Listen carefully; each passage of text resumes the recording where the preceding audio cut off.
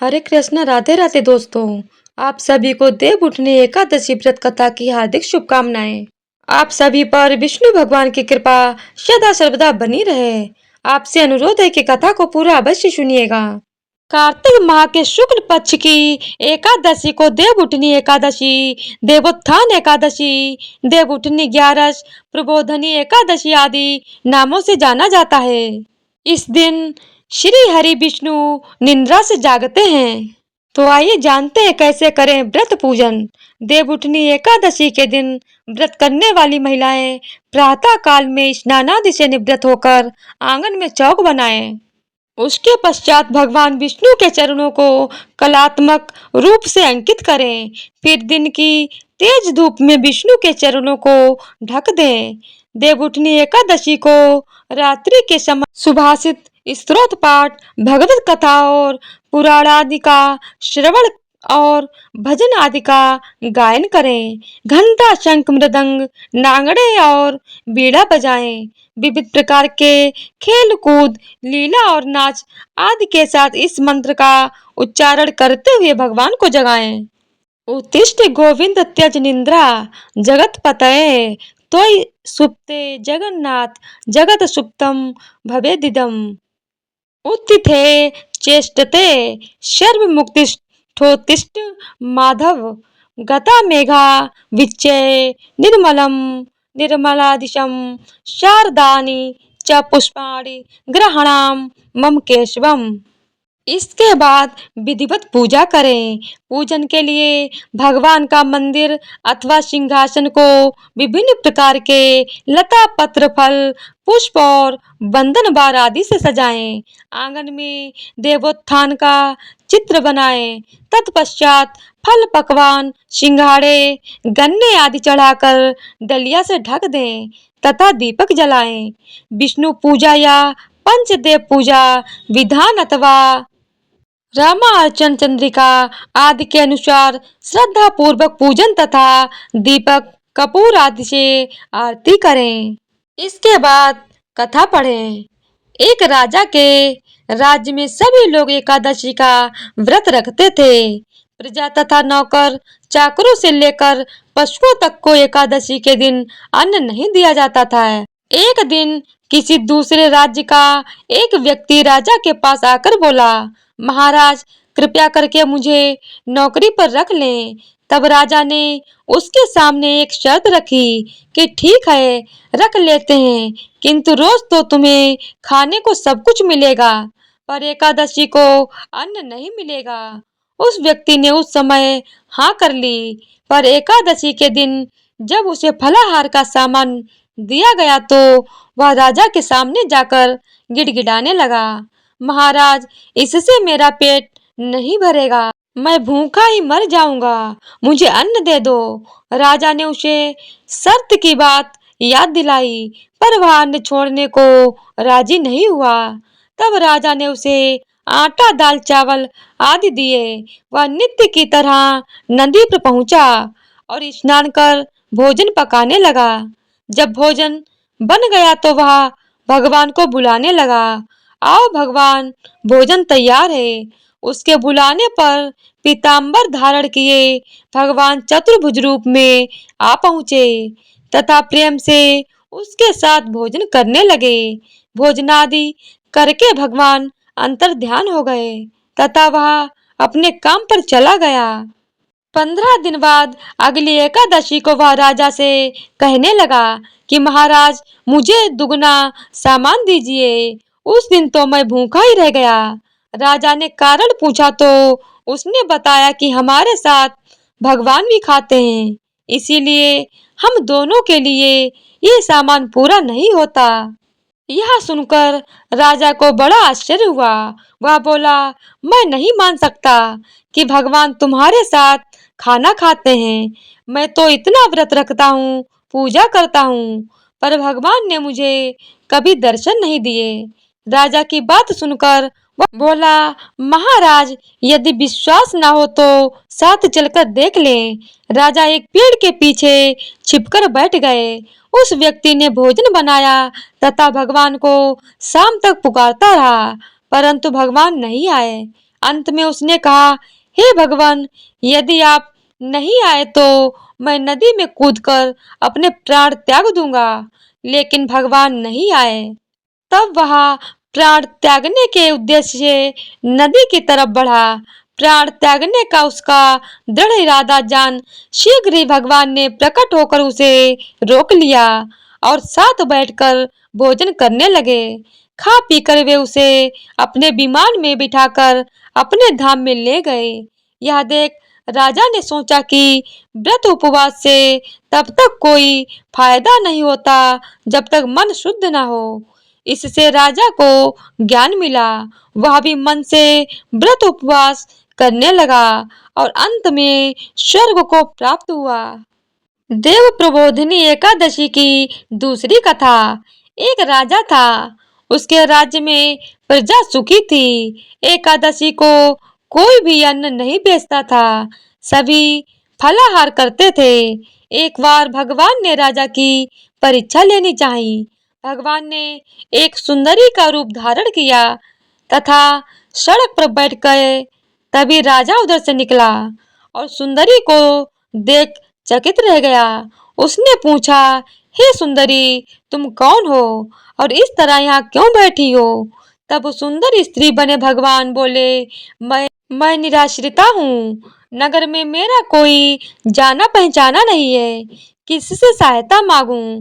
राजा उसके रूप पर मोहित हो गया। वह बोला, तुम मेरे महल में चलकर मेरी रानी बनकर रहो। सुंदरी बोली, मैं तुम्हारी बात मानूंगी, पर तुम्हें राज्य का अधिकार मुझे सौंपना होगा। राज्य पर मेरा पूर्ण अधिकार होगा। मैं जो भी बनाऊंगी तुम्हें खाना होगा। राजा उसके रूप पर मोहित था, अतः उसने उसकी सभी शर्तें स्वीकार कर ली। अगले दिन एकादशी थी। रानी ने हुक्म दिया कि बाजारों में अन्य दिनों की तरह अन्न बेचा जाए। उसके घर में मांस मछली आदि पकवाएं तथा परोस कर राजा से खाने के लिए कहा। यह देखकर राजा बोला, रानी, एकादशी है, मैं तो केवल फलाहार ही करूंगा। तब रानी ने शर्त की बात याद दिलाई और बोली, या तो खाना खाओ, नहीं तो मैं बड़े राजकुमार का सर काट लूंगी। राजा ने अपनी स्थिति बड़ी रानी से कही तो बड़ी रानी बोली, महाराज, धर्म न छोड़े, बड़े राजकुमार का सर दे दें। पुत्र तो फिर मिल जाएगा, पर धर्म नहीं मिलेगा। इसी दौरान बड़ा राजकुमार खेल कर आ गया। माँ की आंखों में आंसू देखकर वह रोने लगा और कारण पूछने लगा। तो माँ ने उसे सारी वस्तुति बता दी। तब वह बोला, मैं सिर देने के लिए तैयार हूँ। पिताजी के धर्म की रक्षा होगी। राजा दुखी मन से राजकुमार का सर देने को तैयार हुआ। तो रानी के रूप से भगवान विष्णु ने प्रकट होकर असली बात बताई। राजन, तुम इस कठिन परीक्षा में पास हुए। भगवान ने प्रसन्न मन से राजा से वर मांगने को कहा। तो राजा बोला, आपका दिया सब कुछ है, हमारा उद्धार करें। उसी समय वहां एक विमान उतरा। राजा ने अपना राज्य पुत्र को सौंप दिया और विमान में बैठकर परम धाम को चले गए। देवउठनी एकादशी की एक प्रमुख कथा शंखासुर नामक राक्षस की है। शंखासुर ने तीनों लोकों में बहुत ही उत्पात मचाया हुआ था। तब सभी देवताओं के आग्रह करने पर भगवान विष्णु ने उस राक्षस से युद्ध किया और यह युद्ध कई वर्षों तक चला। युद्ध में वह असुर मारा गया और इसके बाद भगवान विष्णु विश्राम करने चले गए। कार्तिक शुक्ल एकादशी के दिन भगवान विष्णु की निद्रा टूटी और सभी देवताओं ने भगवान विष्णु की पूजा की थी। शिव महापुराण के अनुसार पौराणिक समय में दैत्यों का राजा दंभ हुआ करता था। वह बहुत बड़ा विष्णु भक्त था। कई सालों तक उसके यहाँ संतान न होने के कारण उसने शुक्राचार्य को अपना गुरु बनाकर उनसे श्री कृष्ण मंत्र प्राप्त किया। यह मंत्र प्राप्त करके उसने पुष्कर सरोवर में घोर तपस्या की। भगवान विष्णु उसके तपस्या से प्रसन्न हुए और उसे संतान प्राप्ति का वरदान दे दिया। भगवान विष्णु के वरदान से राजा दंभ के यहाँ एक पुत्र ने जन्म लिया। इस पुत्र का नाम शंखचूड़ रखा गया। बड़ा होकर शंखचूड़ ने ब्रह्मा जी को प्रसन्न करने के लिए पुष्कर में घोर तपस्या की। उसकी तपस्या से प्रसन्न होकर ब्रह्मा जी ने उसे वरदान मांगने को कहा। तब शंखचूड़ ने वरदान मांगा कि वह हमेशा अजर अमर रहे, वह कोई भी देवता उसे नहीं मार पाए। ब्रह्मा जी ने उसे यह वरदान दे दिया और कहा कि वह बद्री वन जाकर धर्मध्वज की पुत्री तुलसी जो तपस्या कर रही है उससे विवाह कर ले। शंखचूड़ ने वैसा ही किया और तुलसी के साथ विवाह के बाद सुखपूर्वक रहने लगा। उसने अपने बल से देवताओं, असुरों, दानवों, राक्षसों, गंधर्वों, नागों, किन्नरों, मनुष्यों तथा त्रिलोकी के सभी प्राणियों पर विजय प्राप्त कर ली। वह भगवान श्री कृष्ण का परम भक्त था। शंखचूड़ के अत्याचारों से सभी देवता परेशान होकर ब्रह्मा जी के पास गए और ब्रह्मा जी से उन्हें भगवान विष्णु के पास ले गए। भगवान विष्णु ने कहा कि शंखचूड़ की मृत्यु भगवान शिव के त्रिशूल से ही होगी, अतः आप उनके पास जाएं। भगवान शिव ने चित्ररथ नामक गढ़ को अपना दूत बनाकर शंखचूड़ के पास भेजा। चित्ररथ ने शंखचूड़ को समझाया कि वह देवताओं को उनका राज लौटा दे, परंतु शंखचूड़ ने मना कर दिया और कहा कि वह परमेश्वर से युद्ध करना चाहता है। भगवान शिव को जब यह बात पता चली तो वे युद्ध के लिए अपनी सेना लेकर निकल पड़े। इस तरह देवता और दानवों में घमासान युद्ध हुआ, परंतु ब्रह्मा जी के वरदान के कारण शंखचूड़ को देवता नहीं हरा पाए। भगवान शिव ने शंखचूड़ का वध करने के लिए जैसे ही अपना त्रिशूल उठाया तभी आकाशवाणी हुई कि जब तक शंखचूड़ के हाथ में श्री हरि का कवच है और इसकी पत्नी का सतीत्व तो अखंडित है, तब तक इसका वध असंभव है। आकाशवाणी सुनकर भगवान विष्णु वृद्ध ब्राह्मण का रूप धारण कर शंखचूड़ के पास गए और उससे श्री हरि कवच दान में मांग लिया। शंखचूड़ ने वह कवच बिना किसी संकोच के दान कर दिया। इसके बाद भगवान विष्णु शंखचूड़ का रूप बनाकर तुलसी के पास गए। शंखचूड़ रूपी भगवान विष्णु ने तुलसी के महल के द्वार पर जाकर अपनी विजय होने की सूचना दी। यह सुनकर तुलसी बहुत प्रसन्न हुई और पति रूप में आए भगवान का पूजन किया, वह रमण किया।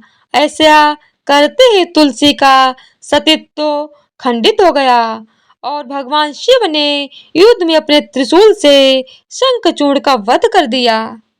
तब तुलसी को पता चला कि वे उनके पति नहीं हैं, बल्कि वो तो भगवान विष्णु हैं।